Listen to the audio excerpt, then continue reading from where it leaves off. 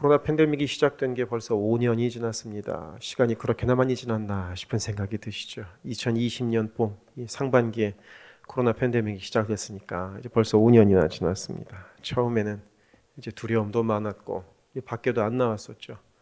어떻게든 이 코로나 바이러스 확산을 막아야겠다는 생각에 미국 정부에서는 셧다운이라고 해가지고 정말 필수 불가결한 건 외에는 나오지 말고 집안에만 있으라고 했습니다. 어떻게든 이 바이러스의 확산을 막고자 그런 조치까지 했었습니다. 하지만 그렇게 해도 이 코로나 바이러스의 확산을 막을 수는 없었죠. 그래서 결국은 거의 모든 사람들이 이제 코로나에 걸리고 나서야 그 팬데믹을 끝낼 수 있었던 그 기억이 있습니다. 코로나가 시작되었을 때, 그래서 코로나가 뭔지도 우리 모두가 잘 모르고 있을 때 코로나에 안 걸리기 위하여 해야 될 것들을 몇 가지 이제 알려준 적이 있었습니다. 6피트 이상 떨어져 있어라. 마스크를 꼭 써야 한다. 그리고 손을 자주 씻어라. 이런 것이었습니다. 기억나시죠? 저는 이제 6피트씩 떨어져 있어라, 마스크를 써라 이런 거는 충분히 이해가 됐습니다. 왜냐하면 코나 입을 통하여 이 바이러스가 들어올 수도 있겠다 하는 생각을 했기 때문입니다. 그런데 이 손을 자주 씻으라는 것은 코로나와 무슨 관련이 있는가? 그거 참 의심스러웠습니다. 손으로 바이러스가 이제 들어가는 것도 아니지 않습니까? 그런데 손을 씻어야 하는 그 과학적인 이유를 듣고 나서 손을 열심히 씻게 되었습니다. 그럼 그 손을 씻는 과학적인 이유가 무엇이냐면 이 코로나 바이러스라는 그 눈에 보이지도 않는 아주 작은 물체, 그 바이러스는 겉 표면이 단백질로 되어 있는데 그것을 비누로 씻으면 그 단백질이 녹는다는 겁니다. 그런 바이러스의 역할을 할 수 없다는 거죠. 그래서 그런 과학적인 설명을 듣고 나니까 이제 혹여 코로나 바이러스가 손에 묻었더라도 비누로 씻으면 그 바이러스가 녹아서 내린다는 이야기를 듣고 나서는 그 다음부터 손을 아주 열심히 비누로 씻었습니다. 이게 효과가 있구나 하고 말입니다. 물론 그래도 코로나에 걸리는 것을 막을 수는 없었죠. 이렇게 우리는 위생이나 아니면 보건의 측면에서 손을 잘 씻습니다. 하지만 유태인들은 율법에 정해져 있기 때문에 손을 자주 씻어야 했습니다. 그것을 이제 유대인들의 말인 히브리어에서는 네틸랏 야다임이라고 부르는데 아침에 일어나서 손을 씻어야 하고 매 끼니를 먹기 전에 손을 씻어야 하고 기도하기 전에 손을 씻어야 하고 부정한 것을 만지고 나서 손을 씻어야만 합니다. 그들은 그게 율법입니다. 그것도 이 네틸랏 야다임, 손을 씻는 방법이 법으로 정해져 있습니다. 첫째, 네틸랏 야다임을 하기 위한 컵이 하나 있습니다. 손 씻는 컵이죠. 그럼 그 컵에다가 물을 담아서 그리고 그 컵으로 이제 손을 왼쪽으로도 물 뿌리고 오른쪽으로 한 두세 번 물 뿌리고 이렇게 물을 이제 흘러내립니다. 그렇게 한 다음에 또 기도를 해야 합니다. 이 기도문이 이렇습니다. 온 우주의 왕이신 우리 주 하나님, 우리에게 계명을 주시고 손을 씻으라고 명하신 분께 찬양드립니다. 재미있죠. 이런 재미있는 율법을 예수님 때에도 있었고 지금도 있습니다. 이런 유대인들의 손 씻기 규정, 네틸랏 야다임이 유대인들의 율법 규정인 메시나나 탈무드에도 들어있기 때문에 이들은 반드시 그것을 지켜야 했습니다. 그리고 바로 이 손 씻기 규정, 네틸랏 야다임이 예수님한테도 문제가 된 적이 있습니다. 마가복음 7장 2절은 이렇게 기록되어 있습니다. 그의 제자 중 몇 사람이 부정한 손, 곧 씻지 아니한 손으로 떡 먹는 것을 보았더라. 예수님의 제자 중 몇 명이 손을 씻지 않고 음식을 먹었던 겁니다. 그 네틸랏 야다임을 하지 않고 음식을 먹었던 겁니다. 율법을 목숨보다 소중하게 여기는 유대인들의 입장에서는 이거 보통 문제가 아니죠. 그래서 이 모습을 본 사람들이 예수님을 비난하기 시작합니다. 제자들 교육 똑바로 시키라는 거죠. 그때 예수께서 마가복음 7장 15, 16절에서 이렇게 대답하셨습니다. 무엇이든지 밖에서 사람에게로 들어가는 것이 능히 사람을 더럽게 하지 못하되 사람 안에서 나오는 것이 사람을 더럽게 하는 것이니라. 곧 무엇을 만지느냐, 무엇을 먹느냐 하는 내 눈에 보이는 겉으로 드러나는 것, 겉으로 보여지는 것이 우리를 부정하게 만드는 것이 아니라 우리의 마음 속에 있는 것이, 그것이 진짜로 우리를 부정하게 하는 것이다 하는 말씀입니다. 그래서 이어지는 7장 21절부터 23절에서는 이렇게 말씀하십니다. 속에서, 곧 사람의 마음에서 나오는 것은 악한 생각, 곧 음란과 도둑질과 살인과 간음과 탐욕과 악독과 속임과 음탕과 질투와 비방과 교만과 우매함이니 이 모든 악한 것이 다 속에서 나와서 사람을 더럽게 하느니라. 겉으로 보여지는 정결한 의식, 깨끗한 겉 모양보다도 네틸랏 야다임 같은 손 씻기 규정을 잘 지키는 것보다도 우리의 내면의 정결함이 더 중요하다는 말씀입니다.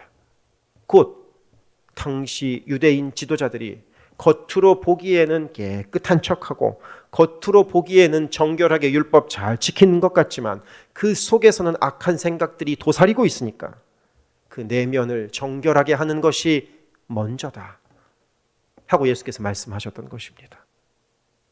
그래서 여러분들에게 묻고 싶습니다.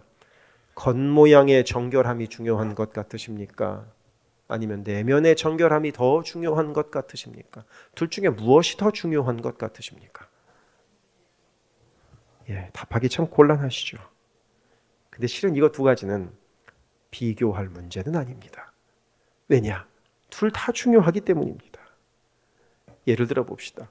겉으로는 정결하지만 속에서는 골마 터지고 있는 더러운 내면을 갖고 있다면 예수님 당시 예수님께서 비난하시던 바리새인 모습과 별다를 바 없는 거 아닙니까?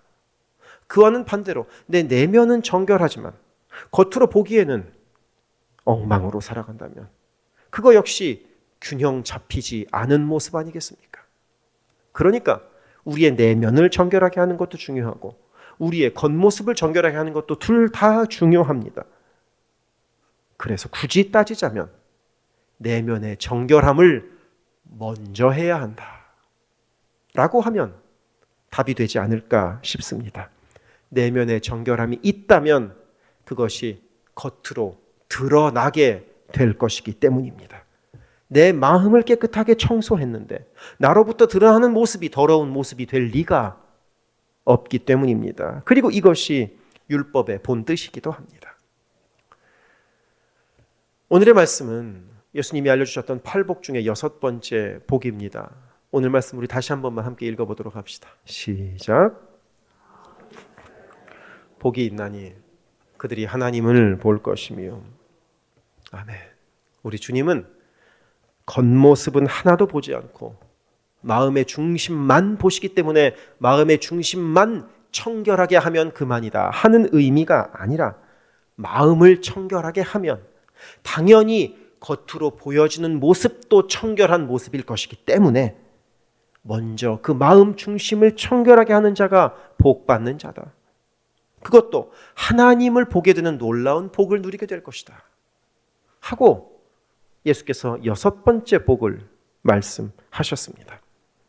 그래서 우리 모두 각자 자기 자신을 한번 돌아볼 수 있기를 바랍니다. 겉모습은 하나님을 잘 따르고 있는 것 같지만 겉으로 보기에는 신실한 그리스도인 같지만 내 마음속은 혹시 불순물로 가득 차 있는 것은 아닙니까? 시기, 질투, 교만, 정욕 같은 것이 내 마음을 혹시 지배하고 있으면서 겉으로 보기에만 깨끗해 보이고 있는 것은 아닙니까? 손 씻기 규정을 가지고 이 네틸랏 야다임을 가지고 예수님을 비난했던 당시 바리새인들이 바로 그랬습니다. 겉으로 보기에는 율법 규정 꼼꼼히 잘 지켰습니다. 요즘 유대인들도 마찬가지입니다. 네틸랏 야다임 손 깨끗하게 씻습니다. 음식은 코셔가 되어 있는 것만 먹습니다. 그것이 정결하니까요. 사바트, 안식일 규정을 철저하게 지킵니다. 안식일에 해야 될 것과 하지 말아야 될 것을 정해놓은 규정이 39가지인데 거기에 대한 세부 규정도 무수히 많이 있습니다. 11조는 박하와 회향과 근채 등등 조미료와 같은 아주 작은 것도 꼼꼼히 따져가지고 11조를 드렸습니다. 게다가 바리새인들은 예수님 당시에 그리고 지금도 일주일에 2번 곧 월요일과 목요일에는 금식을 했습니다. 또 금식을 하면서도 내가 금식하고 있다는 것을 겉으로 드러내기 위해서 머리에 재를 무릅쓰고 지저분한 옷을 입고 금식을 했습니다. 이 모든 규정이 다 겉으로 보여지는 규정입니다. 하지만 그 속은 결코 정결하지 않았던 겁니다. 그래서 그런 그들을 향하여 예수께서는 마태복음 23장 27절에서 회칠한 무덤이라고 말씀하셨습니다. 겉모양은 회칠, 곧 석회칠을 해서 하얗고 깨끗해 보이지만 그 속에는 시신이 썩고 있다는 것입니다. 악취가 나고 있다는 뜻입니다. 곧 내면의 정결함을 먼저 가지고 있다면 회칠하지 않더라도 겉으로 보여지는 모습도 정결할 수 있다는 뜻입니다. 내 마음이 먼저 정결해지지 않고서는 하나님의 사람이라 불릴 수가 없다는 뜻입니다. 오늘 말씀 속에 나오는 이 청결이라는 단어의 원래 단어를 우리는 카타로스라고 합니다. 카타로스. 이 카타로스라는 단어의 원래 뜻이 무엇이냐면 한 마음입니다. 모두가 한 마음이다 그런 뜻이 아니라 내 내면이 한 가지의 마음으로 되어 있다는 뜻입니다. 마음이 두 개로 나뉘는 것이 아니라 한 개의 마음이라는 것입니다. 곧 세상과 하나님을 동시에 섬기느라 혼란스러운 것이 아니라 하나님을 항상 최우선에 놓고 있는 상태를 카타로스라고 우리는 부를 수 있습니다. 20대 때 한창 당구에 빠졌던 적이 있습니다. 그때는 자려고 누우면 천장에 당구대가 그려졌습니다. 보면서 당구공이 어디로 움직이나 그랬던 기억이 납니다. 당구가 마음속에 가득 차 있으니까 모든 것이 당구로 보였던 거죠. 돈이 마음속에 가득 차 있으면 모든 게 돈으로 보입니다. 헌신도 돈으로 보이고 사랑도 돈으로 표시가 됩니다. 돈이 마음에 가득 차 있으면 기준이 그것뿐인 겁니다. 게임이 마음을 지배하고 있으면 온 세상이 게임 화면처럼 보입니다. 어떤 목사님은 바둑에 너무 심취해가지고 강단 위에 올라가니까 교인들이 바둑돌로 보였다고 하죠. 농담과 같은 이야기입니다. 머리가 희신 분들은 흰 돌, 머리가 검은 분들은 검은 돌 하고 말입니다. 카타로스, 그 정결은 한 마음의 지배를 받는 것을 말합니다. 한 개의 지배를 받는 겁니다. 그래서 온 세상이 하나님의 마음으로 보이는 게 바로 카타로스입니다. 그렇기 때문에 마음이 청결한 자는 복이 있나니 그들이 하나님을 볼 것이며 내 마음이 하나님으로 가득 차 있다면 온 세상 속에 임재하시는 하나님을 볼 수 있는 것이다 하고 오늘 말씀에서 알려주시는 겁니다. 그러면 이 청결, 이 카타로스는 이 한 개의 마음만을 갖게 되는 것은 어떻게 하는 것일까요? 청결한 마음을 갖게 되는 것은 갑자기 어느 한순간 짠! 하고 이루어지지 않습니다. 자고 일어났더니 갑자기 내 마음이 깨끗해졌다. 이런 것은 불가능합니다. 청소하는 과정이 필요합니다. 청소를 해야 되는 겁니다. 제가 총각 시절에 자취할 때는 청소하는 게 얼마나 귀찮았는지 모릅니다. 그래서 언제 청소를 하는가 하면 더 이상 감당하지 못할 상황이 되면 청소를 했습니다. 먼지가 너무 쌓여 있고 쓰레기통도 꽉 차여 있어서 더 이상 어찌할 수 없을 때 청소를 했습니다. 그런 다음에 또 몇 달이고 청소를 하지 않았습니다. 귀찮거든요. 하기 싫거든요. 그러다 보니 방 곳곳에 먼지가 그득그득 쌓였습니다. 그런데 만약에 집을 매일매일 청소한다면 지금은 당연히 그렇지 않습니다. 그런데 만약 그렇게 청소를 하지 않는다면 청소를 하지 않는 것보다는 매일매일 정기적으로 청소한다면 매일매일 집에 베큐음도 돌리고 매일매일 환기도 시키고 매일매일 이제 걸레질도 하면 그 매일매일 조금씩만 청소하면 됩니다. 조금씩만 깨끗하게 관리만 하면 되는 거죠. 하지만 가끔 청소하려면 한 번 청소할 때마다 몸살이 납니다. 원래 그렇습니다. 있었는지도 모르는 것들이 청소하다 보면 나오게 되지 않습니까? 그래서 제일 좋은 거는 규칙적으로 자주 청소하는 겁니다. 정기적으로 청소하는 겁니다. 깨진 유리의 법칙이라는 범죄학 용어가 있습니다. 깨진 유리의 법칙. 이게 이것입니다. 한 동네에 차 2대를 주차해 놨습니다. 방치해 놓은 겁니다. 앞에 보닛을 열어놓고 차 문을 잠그지 않은 상태로 차 2대를 주차해 놨습니다. 그러고 나서 차 1대는 유리창을 깨놨습니다. 그러고 나서 일주일의 시간을 지나 보았습니다. 그럴 때 이 두 차에 어떤 차이가 생겼을까 하는 것이 바로 이 실험이었습니다. 일주일이 지났습니다. 유리창이 깨진 채로 보관되어 있던 차는 그야말로 엉망이 되었습니다. CCTV를 돌려보니까 하루가 지나고 나니까 누군가 와가지고 차 오디오를 떼가고, 또 하루 지나니까 누군가 와가지고 타이어를 빼가고, 또 누군가가 쓰레기도 버리고 낙서도 하고 뭐 엉망을 만들었습니다. 그래서 일주일이 지나고 나니까 이 차를 아예 폐차시킬 정도의 수준이 되었다고 합니다.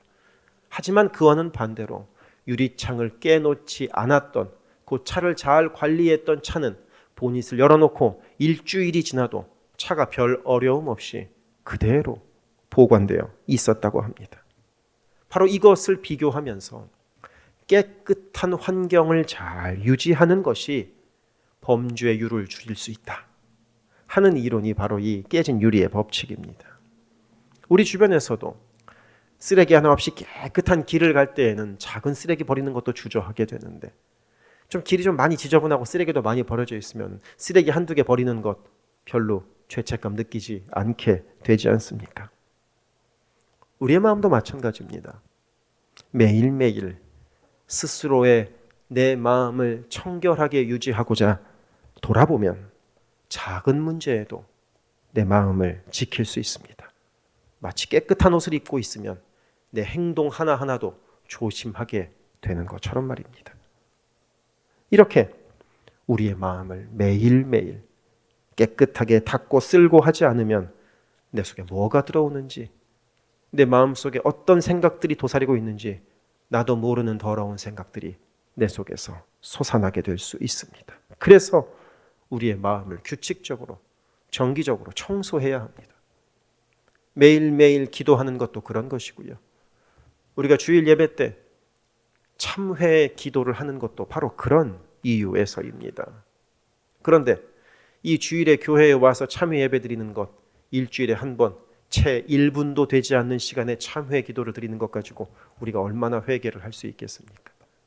그것만 가지고 내가 참회했다라고 할 수는 없지 않습니까? 그러니까 매일매일 정기적으로 나 자신을 돌아보는 기도가 필요합니다. 그러면 우리의 마음이 청결하게 유지될 수 있는 겁니다. 그런데 우리는 보통 거기에 대해서 필요성을 느끼지 않습니다. 별로 필요하다고 생각하지 않습니다. 내 마음이 깨끗한지, 아니면 내 마음에서 악취가 나오고 있는지 겉으로 보기에는 표시가 나지 않기 때문입니다. 화장은 하지 않으면 표시가 나지만 기도를 하지 않는다고 해서 표시가 나는 것은 아니기 때문입니다. 그리고 내 마음을 청소하지 않는다고 하여 내 인생에 무언가 심각하고 대단한 문제가 생기는 것도 아니지 않습니까? 그러니까 우리는 내 마음을 돌아보는 것, 내 스스로 내 내면을 청결하게 하는 것에 잘 신경을 쓰지 않습니다. 그게 우리들의 본질입니다. 그런데 우리가 처음 예수 믿을 때 한번 생각해 봅시다. 처음 내가 예수를 나의 구주라고 고백했던 때를 한번 생각해 봅시다. 그때는 청결했습니다. 어떻게든 예수님 뜻 따라 살아가려고, 어떻게든 바르고 정직하게 살아가려고, 죄짓지 않으려고 애쓰고 노력했었습니다. 청결을 유지한 거죠. 하지만 시간이 흐르면서 변한 겁니다. 죄를 지어도 괜찮은 것 같고, 잘못해도 들키지만 않으면 될 것 같고, 죄 지어도 그냥 교회 와서 회개 한번 하면 되지 뭐, 이런 생각도 하게 되고 말입니다. 이스라엘의 첫 번째 왕이었던 사울이 그런 사람이었습니다. 사울은 이스라엘의 첫 번째 왕으로 하나님께 처음 눈에 띌 때는 참 순수한 사람이었습니다. 사람들이 사울을 왕으로 세우려 할 때 사울은 심지어는 뒤로 숨기도 했습니다. 하루는 하나님께서 사울 왕에게 아말렉과 싸우라고 사무엘 선지자를 통하여 명령하셨습니다. 그러자 이제 사울은 아말렉과 싸우러 갔습니다.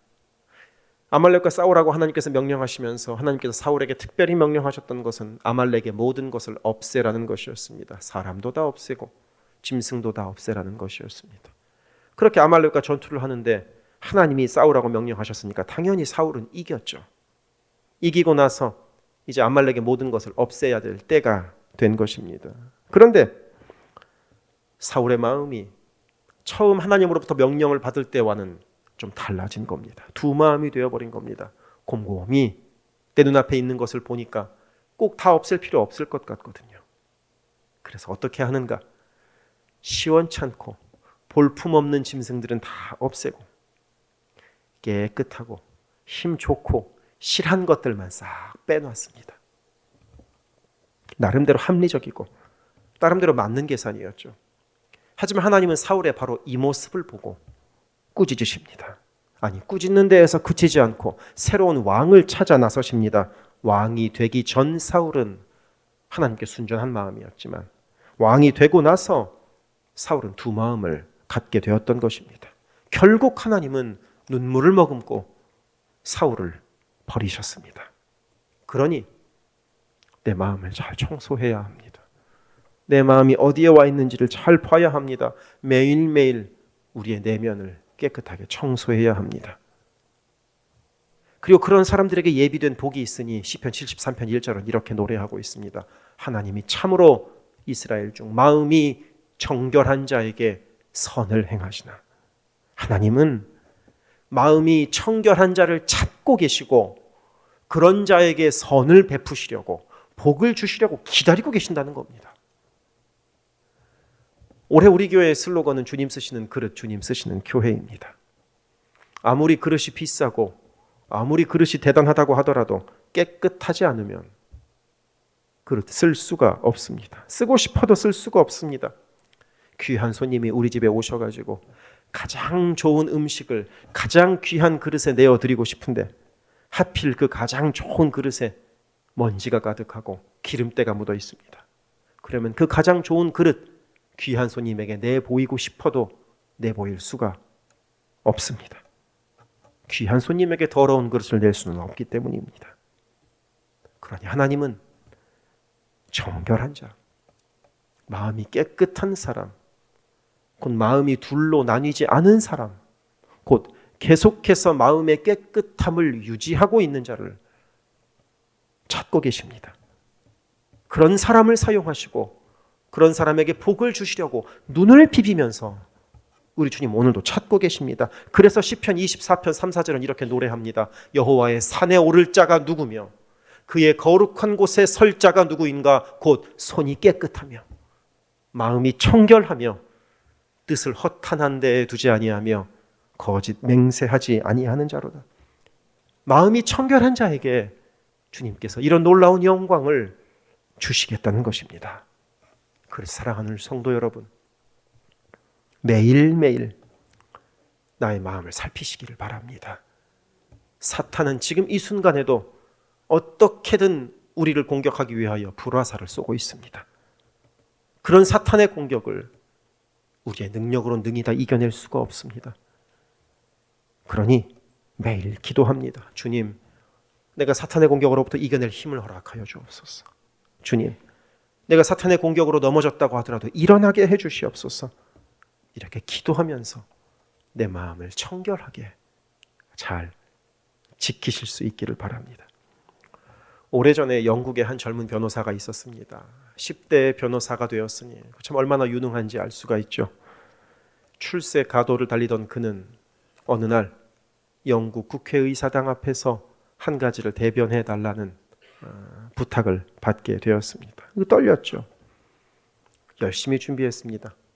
하지만 그게 너무나 큰 스트레스가 되었던지 그는 국회의사당 앞에서 발표하다가 그 자리에서 쓰러졌습니다. 난리가 났죠. 그리고 쓰러진 것으로 그치는 것이 아니라 그 이후에 이 유능한 젊은 변호사는 정신착란을 일으키게 되었습니다. 사탄은 이 젊은 변호사의 생각을 휘어잡아서 정죄하기 시작했습니다. 그래서 이 유능한 사람이 사람들 앞에서 늘 이렇게 이야기하기 시작했습니다. 나는 너무 더럽혀진 존재다. 나는 쓸모없는 존재다. 자살 충동을 느끼기도 했습니다. 그래서 이 젊은 변호사가 몇 번씩이나 자살 시도를 하기도 했습니다. 그러나 다행히도 주변의 그리스도인들이 그에게 가서 그를 격려하고 그를 그리스도의 사랑으로 자꾸 품어주었습니다. 그리고 그런 그리스도인들의 끈질긴 사랑으로 인하여 이 젊은 변호사가 거의 10년 만에 자살 충동으로부터 벗어나게 되었습니다. 감사한 일이죠. 내 죄를 담당하시고 보혈로 나를 씻어주신 하나님의 사랑이 이제 그 젊은 변호사의 마음 가운데 믿어지기 시작했습니다. 그리고 그렇게 그런 악의 구렁텅이에서 벗어난 자신을 간증하는 내용의 시를 이 사람이 적었습니다. 그렇게 해서 적은 시가 우리가 부르는 찬송가 258장입니다. 이렇게 되어 있습니다. 샘물과 같은 보혈은 주님의 피로다. 보혈의 죄를 씻으면 정하게 되겠네. 저 도적 회개하고서 보혈에 씻었네. 이 본인 이야기 아니겠습니까? 저 도적 같은 이 몸도 죄 씻기 원하네. 죄 속함 받은 백성은 영생을 얻겠네. 샘솟듯하는 피권세 한없이 크도다. 바로 윌리엄 카우퍼라는 그 유능한 변호사의 간증입니다. 이 사람이 성경을 보다가 스가랴서 13장 1절을 보게 되었습니다. 이렇게 기록되어 있습니다. 그날에 죄와 더러움을 씻는 셈이 다윗의 족속과 예루살렘 주민을 위하여 열리리라. 이 말씀을 보다가 죄와 더러움을 씻는 셈이 바로 예수 그리스도의 보혈임을 깨닫게 되었습니다. 그래서 그 깨달음으로 이어지는 4절 가사는 시로 또 이렇게 적었습니다. 날 정케 하신 피보니 그 사랑 한없네. 살 동안 받은 사랑을 늘 찬송하겠네. 사랑하는 성도 여러분, 주님께서는 우리를 정결케 하기 위하여 십자가까지 오르셨습니다. 정결한 마음을 갖고 우리가 청결한 삶을 살기를 원하셨기 때문에 십자가에서 피까지 흘리셨습니다. 그러니 내가 정결해야 할 부분이 무엇인지 우리 한번 잘 돌아봅시다. 내 마음 속에서 내가 씻어야 할 것은 무엇인지 우리 한번 돌아봅시다.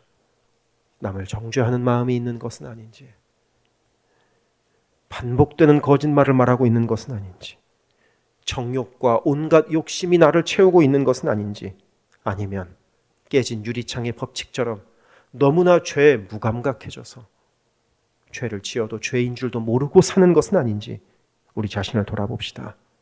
그리고 그래서 주님께서 우리를 정결하게 하시기를 구합시다. 매일매일 우리들의 마음을 닦아냅시다. 그래서 그로 인하여 주님께서 주실 은혜를 우리가 준비할 수 있도록 합시다. 기도하겠습니다.